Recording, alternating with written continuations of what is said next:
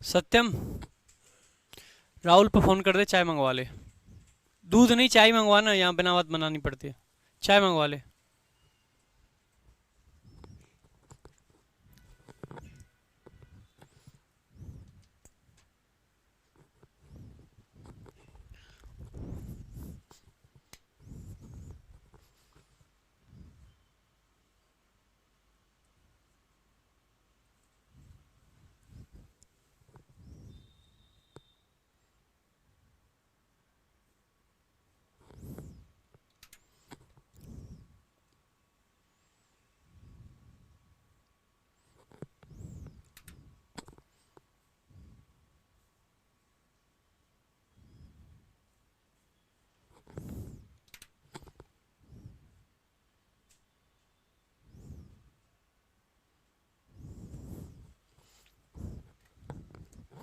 Good morning everyone, good morning,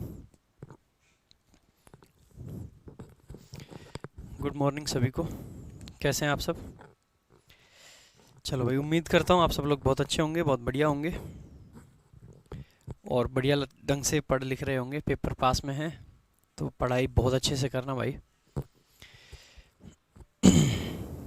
सभी को good morning, नमस्ते, राम राम। चलो भाई, स्टार्ट करते हैं आज की क्लास। और आज की क्लास में पहला क्वेश्चन आज की क्लास का आप लोगों के सामने है। Good morning, good morning, good morning.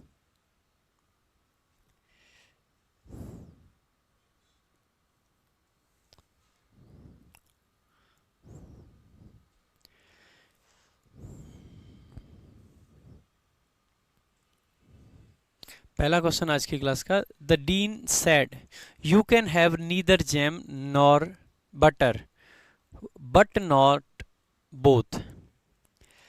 अब आप पाओगे उसने कहा कि ना तो आप जैम ले सकते हो, ना बटर ले सकते हो, ना ही दोनों ले सकते हो। या फिर कोई ये कहेगा आपसे कि भाई साहब या तो बटर लीजिए या जैम लीजिए, लेकिन दोनों नहीं मिल पाएंगे। तो आप पाओगे ऐसे सेंटेंसेस में हम ये कहते हैं, मान लीजिए आपके पास में दो ऑप्शन है, एक है ए, एक बी। हम कहेंगे देखो, या तो ए सही हो सकता है या बी सही हो सकता है, लेकिन दोनों सही नहीं हो सकते। यानी कि या तो ये या फिर वो, या ये। जब दो चीजों में से एक को चूज करना हो तो ईदर और का प्रयोग करते हैं, नीदर नॉर का नहीं। तो आपको ईदर जैम और बटर लिखना पड़ेगा, ना कि नीदर। ऐसे क्वेश्चन कभी कभी आ जाते हैं। ग्रामेटिकली देखोगे तो नीदर और नॉर का पेयर वहां बना रखा है, सही होना चाहिए।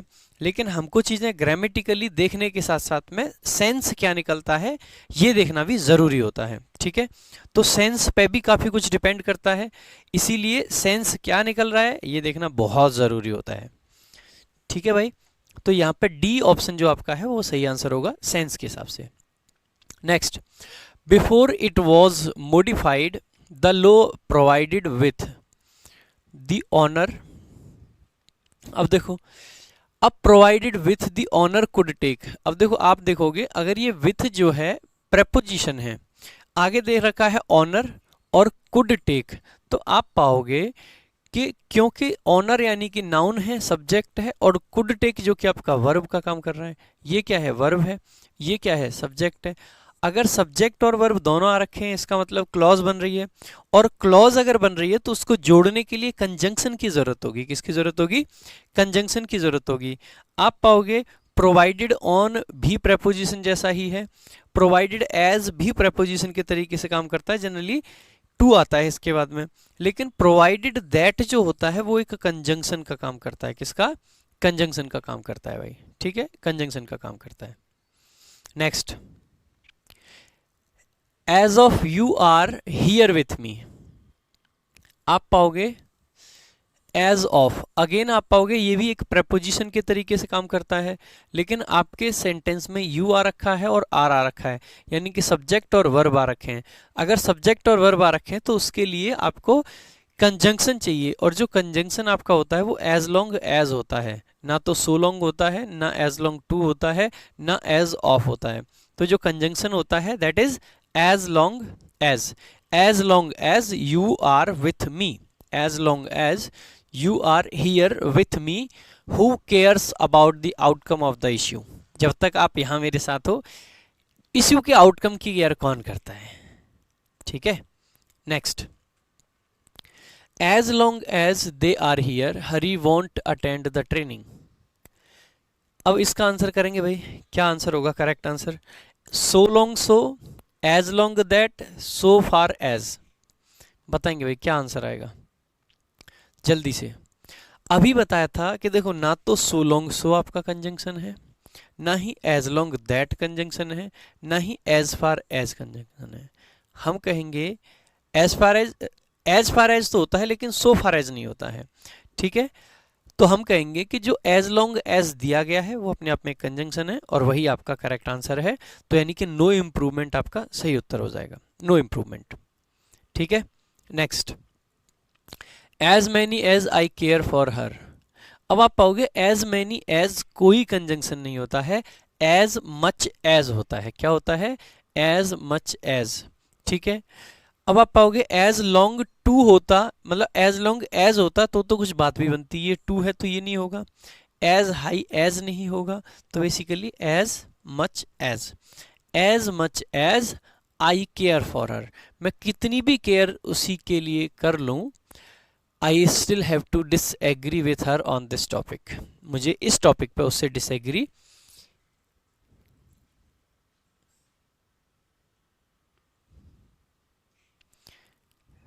ठीक है, नेक्स्ट। सो मच एज, अच्छा इसका भी यहां पे इंप्रूवमेंट का ही क्वेश्चन है, ये इतना पार्ट इंप्रूव करना है आपको। So much as you are there class teacher, you are responsible for their performance in the examination. तो आप कहोगे कि सेंटेंस का मीनिंग है कि जब तक आप उनके क्लास टीचर हो, जब तक आप उनके क्लास टीचर हो, आप रिस्पॉन्सिबल हो उनकी परफॉर्मेंस के लिए। तो जब तक के सेंस में क्या लगाते हैं? As long as. तो as long as you are there class teacher. ठीक है भाई, good morning Anurag, good morning भाई, और लव यू भाई, love you. Next, as long two. देखो कितने सारे क्वेश्चन एसएससी ने इसी पे पूछ रखे हैं और सारे सीएचएसएल 2019 में पूछे हैं, मतलब सीएचएसएल में 2020 में पूछे गए हैं। तो आप पाओगे कि एसएससी क्या करता है, एक कॉन्सेप्ट को पकड़ता है और एक साल उसी पे चलता है फिर। ठीक है, यहाँ भी आप देखोगे as long to funding is not made available. अब आप पाओगे फंडिंग सब्जेक्ट है, इज आपकी वर्ब है, इसका मतलब है कंजंक्शन चाहिए, तो एज लॉन्ग टू नहीं होगा, इन एज मच एज नहीं होगा, सो लॉन्ग एज नहीं होगा, और एज हाई एज।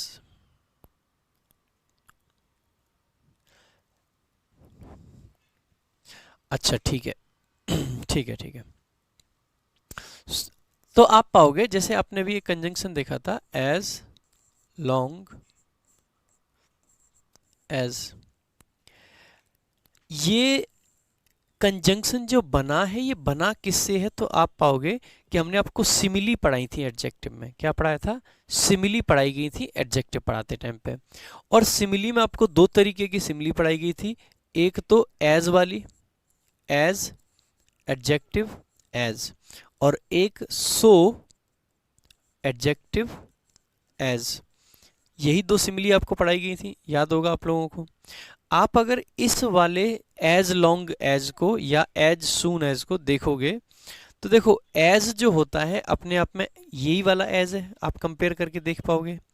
अगर लॉन्ग को देखोगे तो आप पाओगे तो एडजेक्टिव है, और लास्ट वाला एज ये है। तो जब हम पॉजिटिव सेंटेंस में एज लॉन्ग एज लिख सकते हैं, नेगेटिव में भी लिख सकते हैं, लेकिन अगर आपका सेंटेंस कैसा हो? नेगेटिव हो। कैसा हो? नेगेटिव हो। तो हम कंजंक्शन के तौर पे सो लॉन्ग एज का प्रयोग भी कर सकते हैं। तो हम बेसिकली क्यों कर सकते हैं? इस नॉट की वजह से, क्योंकि ये नेगेटिव सेंटेंस हो गया तो हम कहेंगे एज लॉन्ग एज होता तो वो भी सही हो जाता, लेकिन सो लॉन्ग एज भी सही हो जाएगा। ठीक है, तो सो लॉन्ग एज भी करेक्ट हो सकता है अगर आपका सेंटेंस नेगेटिव हो। ठीक है, तो ध्यान देंगे। Next, Prithvi likes baseball as long as C likes cricket. अब देखो, हम ये थोड़ी ना कहेंगे कि पृथ्वी जितने समय तक क्रिकेट को लाइक करता है उतने ही समय तक आपका फुटबॉल को लाइक करता है। अब देखो मीनिंग में डिफरेंस देखना, एज लॉन्ग एज ये दिखाता है कहीं ना कहीं समय, जब तक।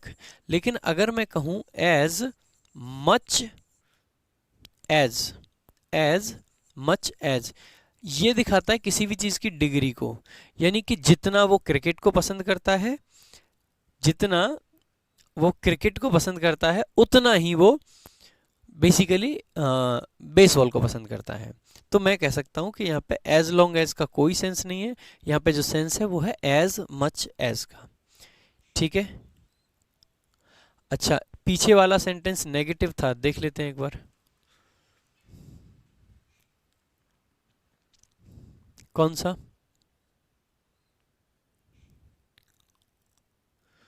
कौन सा सेंटेंस नेगेटिव था भाई? अनुराग, कोई सेंटेंस नेगेटिव नहीं था, सारे के सारे सेंटेंस पॉजिटिव थे। सो फार एज ये भी पॉजिटिव, देखो ये वाली क्लॉज पॉजिटिव है ना, ये वाली क्लॉज देखनी है आपको। ठीक है, कोई सेंटेंस नेगेटिव नहीं था भाई।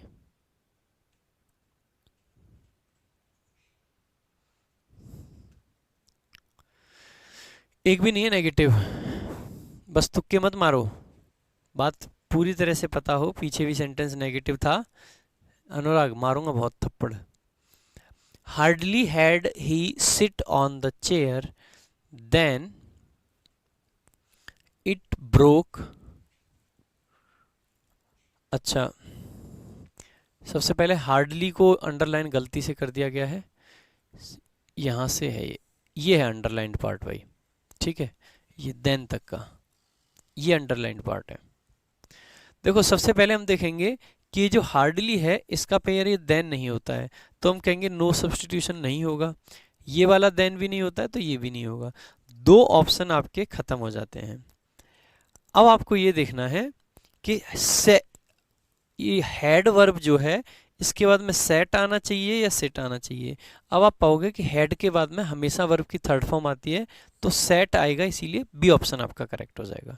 Option B is the correct answer. ठीक है, option B is the correct answer. Next, scarcely had the passengers boarded the plane when the captain welcomed them। चलो भाई बताएंगे। scarcely had the passengers boarded the plane when the captain welcomed them। बताएंगे भाई एक बार। देखो सबसे पहले आप देखेंगे कि स्कार्सली का जो पेयर होता है वो ना तो दैट होता है और ना ही देन होता है। ठीक है, वो होता है वैन। अगर वैन से देखोगे तो नो इम्प्रूवमेंट में भी आपको वैन दिखाई देगा और ऑप्शन सी में भी आपको वैन दिखाई देगा। ठीक है, स्कार्सली का पेयर ना तो देन होता है ना ही दैट होता है, या तो आपका मतलब वैन ही होता है, वैन होता है। अब आप पाओगे कि दो ऑप्शन आपके पास है, सी ऑप्शन, सी ऑप्शन में और जो नो इम्प्रूवमेंट का ऑप्शन है उसमें फर्क ये है कि सी में दे दिया गया है पास्ट का परफेक्ट टेंस और डी ऑप्शन में दिया गया है पास्ट का इंडेफिनिट टेंस। ध्यान रखेंगे हार्डली के साथ में या स्कार्सली के साथ में ये जो क्लॉज नंबर 1 होती है जो उनके साथ में ही आती है, वो क्लॉज तो पास्ट के इंडेफिनिट और पास्ट के परफेक्ट दोनों में आ सकती है, यानी कि दोनों में से किसी में भी लिख लीजिए। लेकिन जो मेन क्लॉज, ये जो वैन वाली क्लॉज होती है, ठीक है, ये क्लॉज जो वैन के साथ आती है ये हमेशा पास्ट के इंडेफिनिट में लगाई जाती है, इसीलिए नो इम्प्रूवमेंट इसका करेक्ट आंसर हो जाएगा। Option D no improvement is the correct answer. मैं अभी रात को बैठ के जो दिल्ली पुलिस हेड कांस्टेबल का भी रिसेंटली पेपर हुआ, मैं उसमें क्वेश्चंस देख रहा था। एसएससी ने टफ पेपर देने के चक्कर में काफ़ी सारे क्वेश्चंस गलत भी दे रखे हैं। एक दो क्वेश्चन उसमें ऐसा मिला कि जहाँ पे नो सूनर के साथ में पास्ट का परफेक्ट भी दे रखा है और पास्ट का इंडेफिनिट भी दे रखा है, दोनों दे रखे हैं। अब कायदे से देखा जाए तो दोनों सही होने चाहिए, लेकिन आपको एक ही ऑप्शन चूज करना है, इंप्रूवमेंट का क्वेश्चन दे रखा है वो। ठीक है, आज अभी यूट्यूब पे कराऊंगा मैं 10:30 बजे, वो पेपर ही दिखाऊंगा एक्चुअली में, कि किस तरीके का पेपर आ रहा है वो जरूर देखना, क्योंकि उससे एक आइडिया लगेगा आप लोगों को कि सीजीएल में क्या पूछा जा सकता है। ऐसे ऐसे क्वेश्चन दे रखे हैं कि पूरा का पूरा पैसेज दे दिया जितना क्लोज टेस्ट में आता है, और उसमें सिर्फ एक क्वेश्चन पूछा, जो कि मैंने काफ़ी टाइम पहले भी कहा था कि ये एसएससी वाले कर सकते हैं। जैसे मेंस का भी एग्ज़ाम आने वाला है, मेंस के एग्ज़ाम में आप पाओगे कि 60 मिनट का समय है और 25 क्वेश्चन जीएस के हैं, 45 इंग्लिश के हैं। जीएस के 25 क्वेश्चन करने में ज़्यादातर जो मेजॉरिटी क्राउड है वो 10 से 12 मिनट लगाता है, यानी कि लगभग 50 क्वेश्चन आपके, मतलब 50 मिनट आपके पास बचते हैं। और इंग्लिश के आपके पास में क्वेश्चंस होंगे 45, यानी कि टाइम की कमी नहीं होगी। तो एसएससी बहुत कुछ करेगा, बहुत कुछ चीज़ें नई नई ट्राई कर सकता है। जैसे कि अब की बार एचसीएम वाला जो पेपर है उसमें किया कि एक पैसेज से एक ही क्वेश्चन पूछ लिया, and it is possible. SSC ने जैसे कि नोटिफिकेशन में मेंशन करा है कि 3 पैसेज देंगे वो एटलीस्ट। अब जरूरी नहीं है कि 3 पैसेज से 15 क्वेश्चन देंगे। जब मैंने ऑल इंडिया मॉक कराया था तो उसमें 3-3 क्वेश्चन दिए थे, 4-4 क्वेश्चन दिए थे, वो इसीलिए दिए थे क्योंकि ऐसा हो सकता है कि पता चले एक बड़ा सा पैसेज आ जाए, उससे 2 क्वेश्चन या 1 क्वेश्चन या 3 क्वेश्चन। हमेशा 5 आएंगे ये नहीं कह सकते, हो सकता है 5 आ जाए, लेकिन ऐसी अच्छी खासी पॉसिबिलिटी है कि 1 या 2 ही क्वेश्चन दें पूरे पैसेज से। एक क्वेश्चन के लिए पता चले पूरा पैसेज पढ़ना पड़ रहा है। ठीक है, एसएससी ने ये एचसीएम में तो क्लोज टेस्ट वाला में ये काम कर दिया।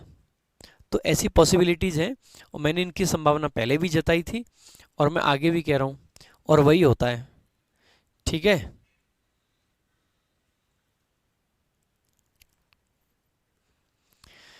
चलो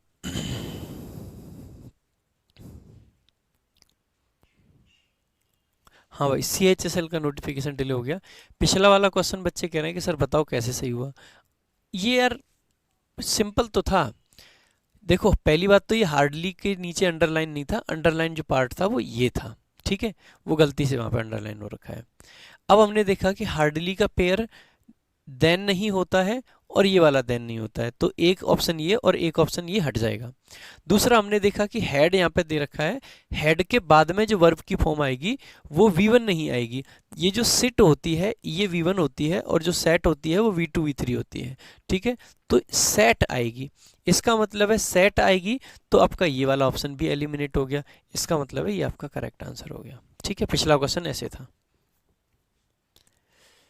इस वाले को भी रिपीट कर देता हूँ, स्कार्सली हेड। देखो स्कार्सली का पेयर हम जानते हैं कि ना तो देम होता है, नहीं सॉरी, स्कार्सली का पेयर हम जानते हैं कि ना तो देन होता है और ना ही दैट होता है। तो ना तो ये ऑप्शन होगा ना ही ये ऑप्शन होगा, 2 ऑप्शन गलत हो गए।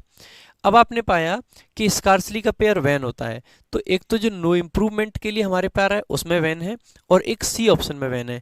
लेकिन ध्यान रखेंगे हार्डली आ जाए या स्कार्सली आ जाए, इनका पेयर जो बनेगा वो वैन के साथ बनेगा। ठीक है, अब ध्यान देने वाली बात यह है कि वैन के साथ में अगर टेंस आता है तो आपका इंडेफिनिट टेंस आएगा। कौन सा आएगा? इंडेफिनिट। यहां पे जो टेंस आता है वो या तो परफेक्ट आ सकता है जो इनके साथ आ रहा है, या फिर आपका इंडेफिनिट आ सकता है, दोनों ही आ सकते हैं। तो हमने ये देखा कि वैन वाले सेंटेंस में तो आपका सिर्फ और सिर्फ इंडेफिनिट टेंस आएगा। अगर इंडेफिनिट आएगा यानी कि डी ऑप्शन आपका करेक्ट आंसर हो जाएगा। ठीक है, next, you will not learn cycling unless you don't worry. देखो ऑप्शन जो नो इम्प्रूवमेंट है वो इसलिए गलत हो जाएगा, अनलेस के साथ में नॉट नहीं आता है, तो सबसे पहले नो इम्प्रूवमेंट को हटा देंगे। अच्छा, एसएससी भी मतलब बड़े तेज हैं एसएससी वाले, इन्होंने क्या करा है कि नो इम्प्रूवमेंट ऑप्शन में डाला ही नहीं। ऑप्शन ए देखेंगे, अनलेस के साथ में नॉट है नहीं हो सकता, अनटिल के साथ में नॉट है नहीं हो सकता, अनटिल के साथ में नॉट है नहीं हो सकता। एक ही ऑप्शन बचा, वही आपका करेक्ट आंसर है। ठीक है, एक ही ऑप्शन बचा, वही आपका करेक्ट आंसर है।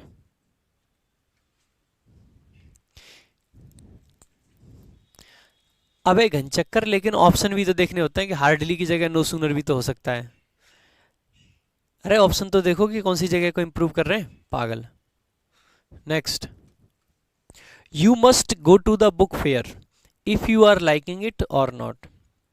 हमने कहा कि आपको बुक फेयर जरूर जाना चाहिए, चाहे आप पसंद करो या ना करो। सबसे पहले आपने देखा और नॉट आ रखा है, और नॉट लास्ट में क्या लिखा हुआ है, और नॉट लिखा हुआ है।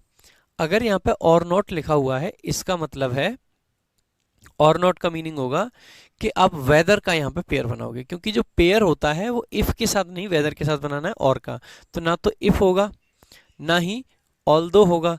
अब वेदर के दो ऑप्शन हैं, पहला है वेदर यू हैव लाइक्ड और दूसरा है weather you like it.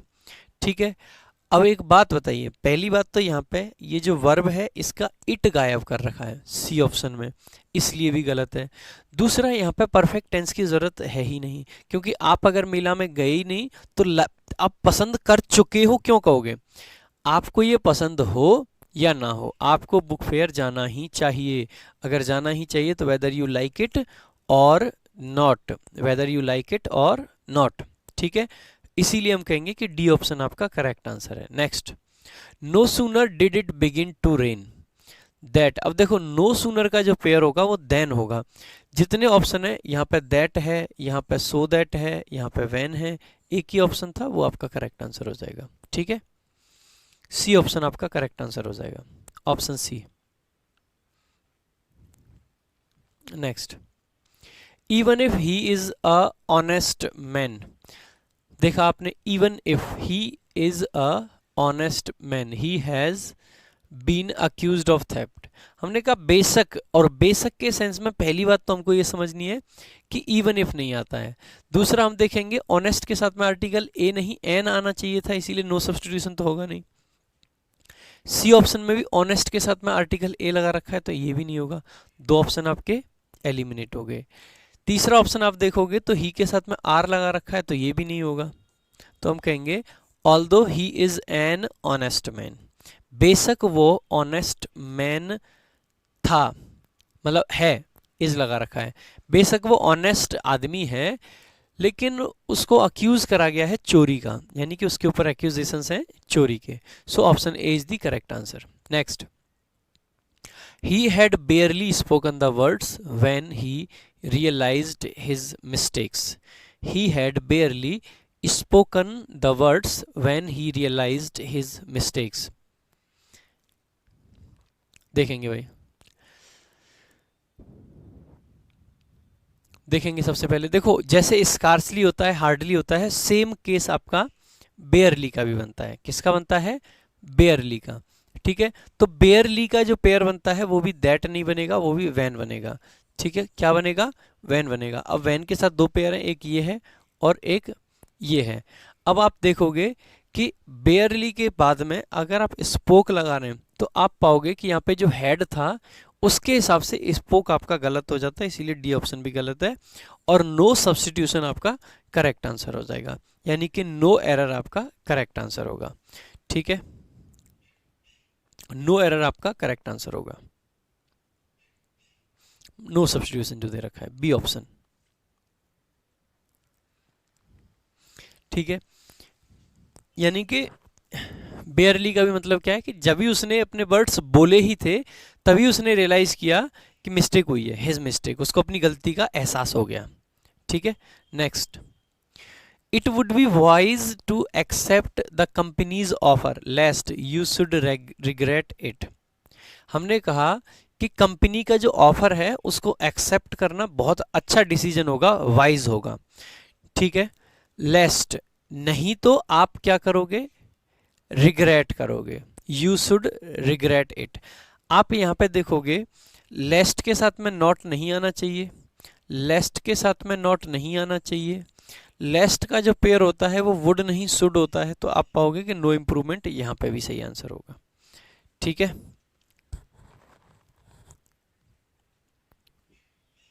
Next, she has no other hobby but that of collecting coins. She has no other hobby but that of collecting coins. She has no other hobby but that of collecting coins. कल आपको एक बात बताई थी कि जो other होता है, अदर, इस अदर का जो पेयर बनता है वो देन बनता है। क्या बनता है? देन बनता है भाई। क्या बनता है? देन बनता है। आप पाओगे कि अदर का पेयर यहाँ पे बट बना रखा है, ये गलत हो गया। अदर का पेयर यहाँ पे बट बना रखा है, ये गलत हो गया। यहाँ पे नो और एनदर आ ही नहीं सकते, क्योंकि एनदर में बेसिकली ये आर्टिकल होता है, नो के साथ में ये आर्टिकल नहीं मैच करेगा। तो no other hobby than that of collecting coins. Option D is the correct answer. Option D is the correct answer. ठीक है, ऑप्शन डी। क्यों आएगा ये बात आपको समझ आ जानी चाहिए, क्योंकि आपके पेयर की बात है। Next, the assignment was so difficult for Mohit to do on his own. अब आप पाओगे सो डिफिकल्ट है, आपको बताया था कि ये जो इन्फिनिटिव होता है, असाइनमेंट मोहित के लिए इतना डिफिकल्ट था कि वो कर नहीं सकता था, नेगेटिव सेंस आता है। तो ऐसे केस में हम कहेंगे ना तो सो आएगा और सिर्फ आपका क्या आएगा? टू का प्रयोग किया जाता है ऐसे सेंटेंसेस में। तो the assignment was too difficult for Mohit to do. ठीक है, to do. Next, this college is not only equipped with the best laboratories but also has the most competent staff। अब देखो, आपने देखा है कि not only और but also का पेयर आपको बनाया है। ठीक है, not only और but also का पेयर है। ठीक है, पहले आप यहां देखोगे and also, ये गलत है। कॉलेज के हिसाब से हैव गलत है। ठीक है, अब आप पाओगे कि यहाँ पे सिर्फ बट रह गया है, ओनली हटा दिया, तो ये भी गलत है। नो इम्प्रूवमेंट आपका सही आंसर है। No improvement is the correct answer. ठीक है, next, unless Arjun takes a taxi he will not reach the airport in time. हमने कहा कि अगर अर्जुन ने टैक्सी नहीं ली तो वो एयरपोर्ट टाइम पे नहीं पहुंचेगा। ठीक है, सबसे पहले देखेंगे दो क्लॉज सेंटेंस में है, हाउएवर से हम दो क्लॉज नहीं जोड़ते क्योंकि ये एक एडवर्ब होता है। अर्जुन के हिसाब से टेक्स आना चाहिए, टेक नहीं। अनलेस अर्जुन टेक नहीं, टेक्स होना चाहिए, जो कि ओरिजिनली सेंटेंस में दे रखा है। नो इम्प्रूवमेंट आपका सही आंसर है। ठीक है, no improvement is the correct answer. Next,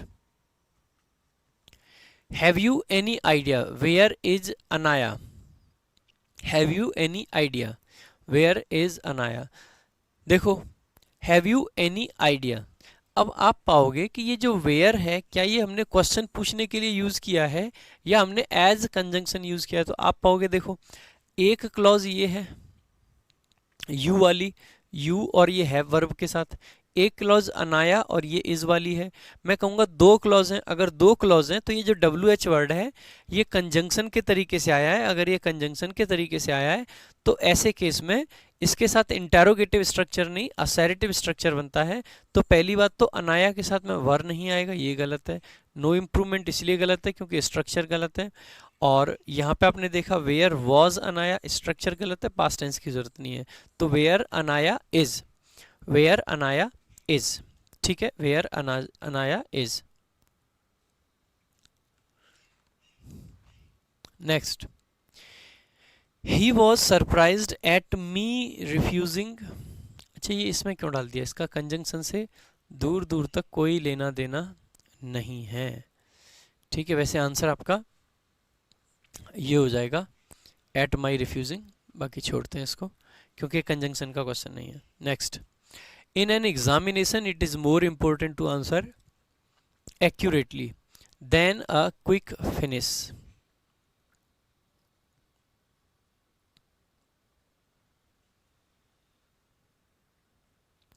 चलो ये बताओ।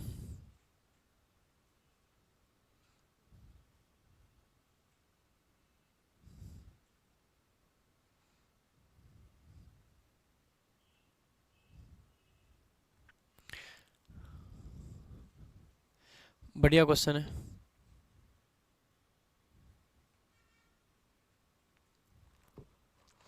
अच्छा क्वेश्चन है। पीछे वाले सेंटेंस में अनलेस के बाद नेगेटिव लगा है, कौन से वाले में? अरे नीतीश 20 बार समझा दिया है कि अनलेस के साथ में ये देखना है कि अनलेस वाली क्लॉज में नेगेटिव ना आए। मेन क्लॉज में तो मेरे भाई नेगेटिव आएगा ही आएगा। ये बात है, मैं जीवन भर बताता रहूं क्या अब आपको?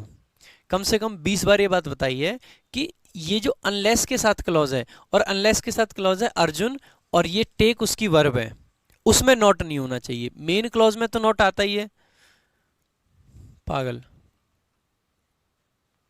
बताओ भाई, देखो सेंटेंस को समझने की कोशिश करना।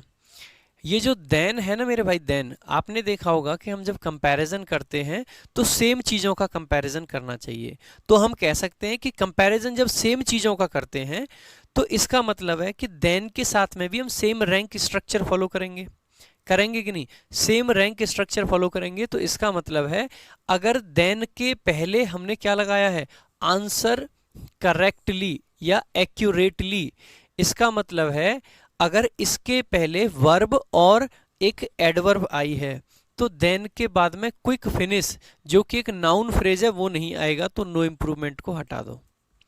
यहां पे क्विक फिनिशिंग ये भी गलत हो गया। आप यहां पे पाओगे सी ऑप्शन और डी ऑप्शन, दो ऑप्शन आपको मैच खाते हुए दिखाई देंगे।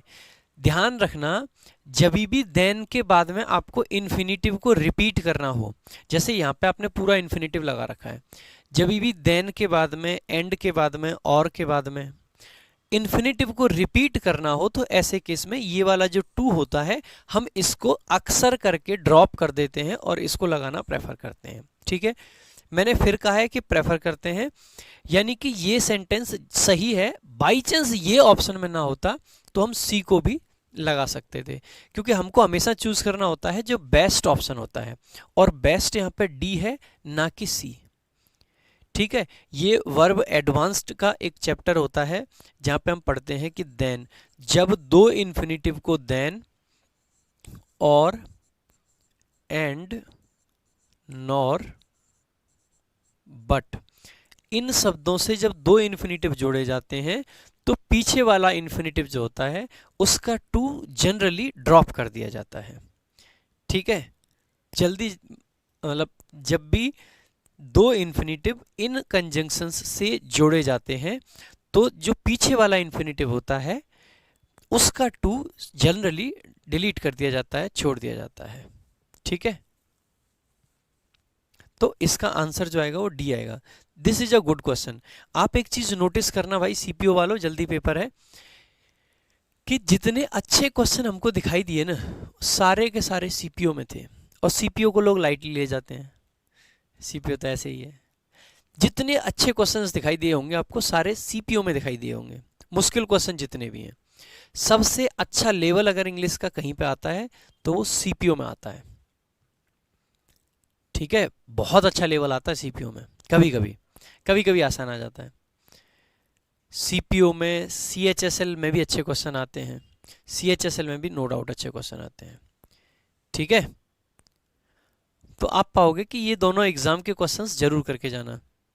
चलो भाई नेक्स्ट अगला क्वेश्चन है, Shyamalan's movie the sixth sense starring Bruce Willis was a great success but does not win.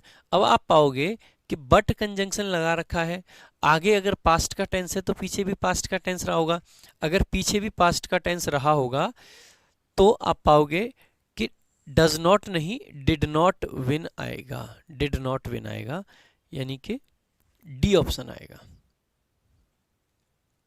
Sorry B option आएगा। बी मतलब सही बी को लगा रहा हूं लेकिन उसको डी बोल रहा हूं। अच्छा, इसका टैग सीजीएल मेंस का है क्या? ओ माय गॉड, मेरे को सीपीओ क्यों दिख रहा था? ये नींद आ रही है क्या? नहीं यार, नींद तो नहीं आ रही होगी सही में यार, इसका टैग तो सीजीएल का है, लेकिन सीपीओ में क्वेश्चन अच्छे आते हैं।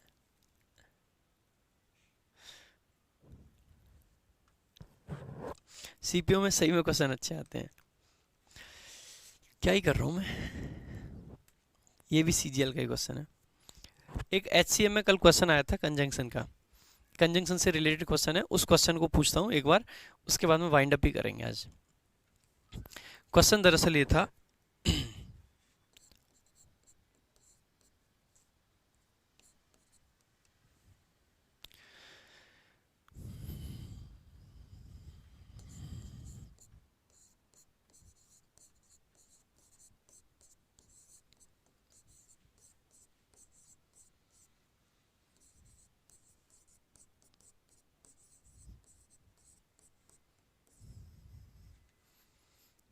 his whole life he wrote music, played the piano and was a singer. ये क्वेश्चन आया था भाई अभी अभी जो आपका रिसेंटली पेपर हुआ है उसमें, ठीक है, no error. Delhi head constable का जो पेपर हुआ है, दिल्ली हेड कांस्टेबल का जो पेपर हुआ है उसमें ये क्वेश्चन आया था। एक बार आंसर करके देखेंगे कि क्या होगा आपके हिसाब से करेक्ट आंसर। ए, बी, सी और डी, ए, बी, सी और डी।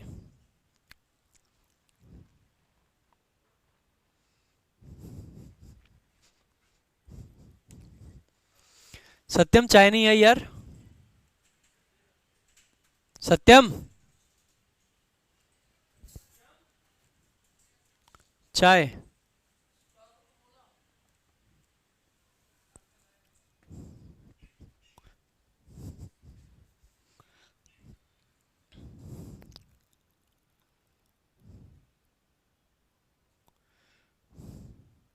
बताओ भाई इसका आंसर बताओ।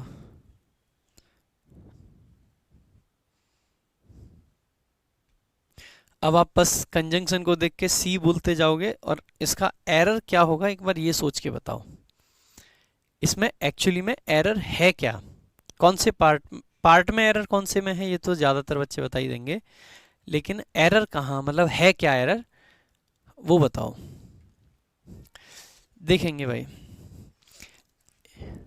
या फिर एक काम करते हैं, ये क्वेश्चन ना आप लोगों के लिए होमवर्क है, आप कहीं से इसका लॉजिक ढूंढो और आज की YouTube की क्लास में इसको डिस्कस कर लेंगे, ठीक है। वो कैब वाली जो क्लास है सुबह वाली, जहाँ पे पेपर का एनालिसिस कर रहे हैं ना, वहाँ पे इस क्वेश्चन को डिस्कस कर लेंगे। काफ़ी अच्छे लेवल का क्वेश्चन है। SSC में ये कॉन्सेप्ट मतलब शायद पहली बार पूछा गया है, ठीक है। मैंने कई बार इस कॉन्सेप्ट को पढ़ा है, देखा है, समझा है, लेकिन SSC ने पहली बार पूछा है, ठीक है। एरर आपका सी पार्ट में है, ठीक है, सी पार्ट में आपका एरर है। करेक्शन दरअसल क्या है ये बता देता हूं आपको, रिमेंड होगा, और ये इस कंजंक्शन की वजह से रिमेंड होगा, ठीक है, इस कंजंक्शन की वजह से रिमेंड आएगा। तो एरर इसका ये है, बाकी क्या लॉजिक रहेगा एक बार तभी देखते हैं। मैं चाय वाय पी लेता हूँ तब तक, फिर 10:30 बजे क्लास भी है वो कैब की, ठीक है। तो आज के लिए इतना ही रखते हैं। Thank you so much. जय हिंद, जय भारत।